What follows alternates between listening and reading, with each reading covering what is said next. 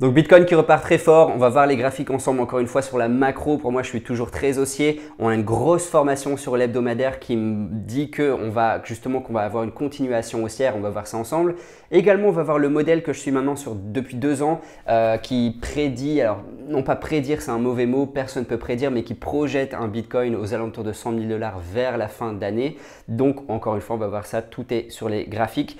Et Bitcoin qui nous prouve qu'une fois encore, le très long terme, c'est ce qui paye le plus. Tous les efforts de day trade sont très compliqués et payent beaucoup moins que le long terme. Donc je vous renvoie au lien de la description. C'est une formation 100% gratuite faite par Jonathan en vidéo et qui explique comment investir de manière automatique sur le très long terme. Et je répète, je suis trader depuis 4 ans maintenant. Je suis ce type de méthode-là et ça explose tous les efforts de day trading. Donc 10% en day trade pour le sport et quelques pourcents et 90% sur le très long terme. C'est ce qui paye le plus selon moi. Maintenant, Bitcoin, alors on va passer sur les graphiques. Donc Bitcoin, l'hebdomadaire, on va regarder ça maintenant. Donc on a une belle reprise haussière, c'est sûr et certain.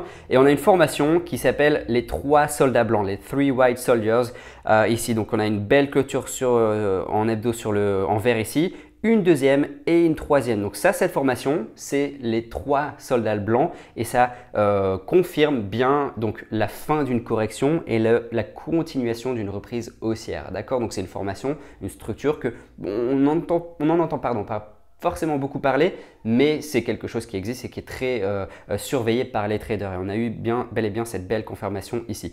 Donc pour l'instant, en fait, on se bagarre avec la zone des 45 000 qui était toujours la zone résistante que je surveillais depuis le début. Donc là, beau support, donc forcément, ça va tourner résistant. Donc un deuxième bon point, une deuxième bonne confirmation sera une clôture au-dessus de 45 000 sur l'hebdomadaire. Ok? Deuxième belle confirmation. On va regarder le journalier. Donc le journalier, en fait, par contre, il est pas très beau et je pense qu'on aura une petite correction sur le très court terme parce que là, la clôture qu'on a eu daily hier, c'était pas forcément beau. Alors, est-ce que c'est une shooting star? Est-ce que c'est un marteau inversé? Peut-être, mais dans tous les cas, on a une grosse mèche de rejet et on a ici un hangman, un pendu. Donc forcément, c'est une formation qui dit que, attention, on aura peut-être une petite correction sur le très court terme. Ok.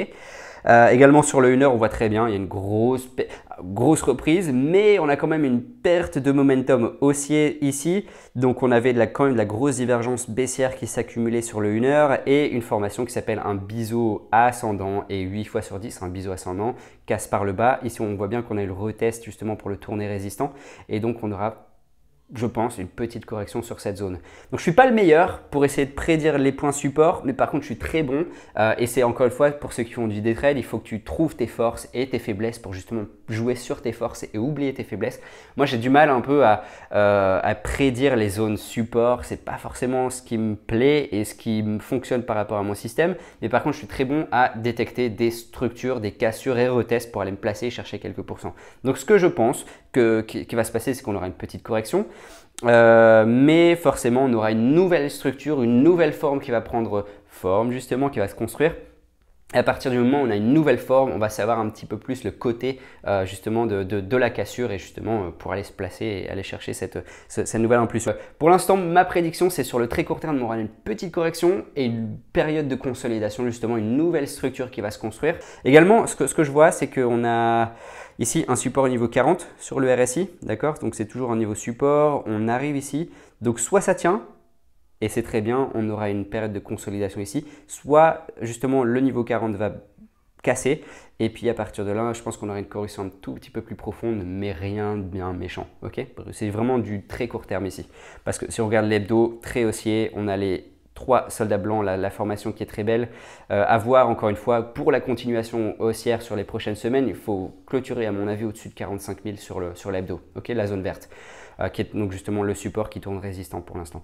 Donc à part ça, c'est bien, mais je pense que ça va. Je pense pas que ce sera très mauvais. Peut-être une correction jusqu'à ici, 43 000. On voit que c'était une bonne zone résistante ici. 43 000, pardon, 42 000 et quelques. On attend la prochaine structure. Ok, c'est simple. Maintenant, on va passer sur la blockchain justement, sur les graphiques blockchain. Donc un indicateur qui est très surveillé chez les traders et les institutions, c'est la balance, justement le nombre de mineurs qui continuent d'accumuler et justement la progression d'accumulation de Bitcoin par les mineurs. Donc ici, on voit bien qu'on a atteint un gros pic d'accumulation. Donc ça, c'est vraiment les mineurs qui disent on ne vend pas nos Bitcoins, on s'attend à ce qu'il y a plus de hausse et on attend à vendre à un point plus élevé qu'aujourd'hui. Donc forcément, on voit bien hein, les mineurs ici qui vendent leur Bitcoin. Donc on a la grosse correction, continue de réaccumuler et un prix qui continue de descendre. Donc là, c'est de la grosse divergence et à partir de là, on a une grosse explosion dans le prix parce que les mineurs, c'est quand même un très bon indicateur de la santé du marché. Donc les mineurs qui continuent d'accumuler, c'est un signe de santé du marché sur le moyen terme, long terme. C'est quelque chose qu'on peut incorporer. Maintenant, mon graphique peut-être mon préféré, donc le H-ribbon justement, qui est quelque chose qui est accolé, qui est attaché au pouvoir au hash rate, pardon, au pouvoir de minage des mineurs. Et c'est un indicateur qui nous flash, qui nous lance des signaux d'achat une fois tous les 6 mois, une fois tous les ans. Et on voit bien ici en 2019, on a eu donc la capitulation du marché baissier et à partir de là, dès qu'on a eu le croisement aussi, on a une belle reprise. Janvier, début du cycle, on a repris, mais forcément on a eu la crise Covid, donc ça a annulé. Donc forcément bear market très rapide, mais en mars 2020 et en décembre 2020, on voit bien qu'on a eu deux beaux croisements haussiers. On a eu le marché explosif haussier. Et justement ici en août, il y a quelques jours, on vient juste d'avoir le nouveau croisement haussier. Donc encore une fois, c'est un indicateur qui est utilisé par beaucoup d'institutions et on a eu ce signalement haussier sur le H-ribbon. Donc ils appellent ça la Great Migration Recovery avec mon super accent anglais. Donc la grande migration, comment on traduit recovery j'ai un trou de mémoire, bref, aidez-moi dans les commentaires si vous voulez, mais la reprise justement de la migration, le rétablissement, voilà c'est le mot, le rétablissement de la migration des mineurs. Donc là, encore une fois, nouveau point haussier sur le moyen long terme, un marché qui est en bonne santé.